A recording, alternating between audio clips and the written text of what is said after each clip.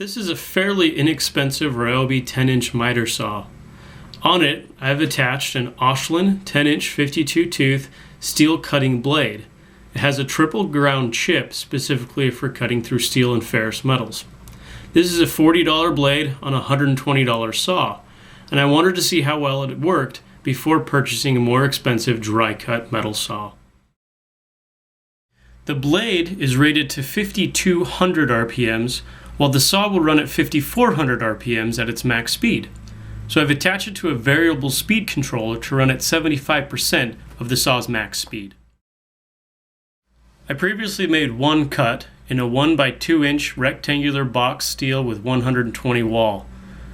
I'll make a second cut of 2 inches, the same as the first, to see how the blade does.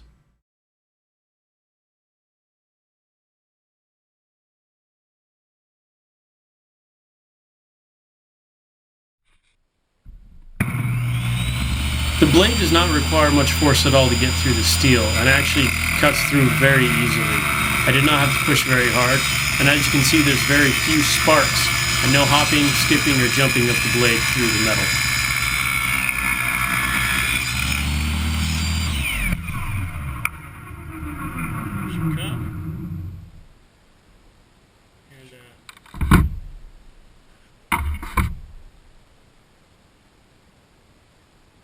That is cool to the touch.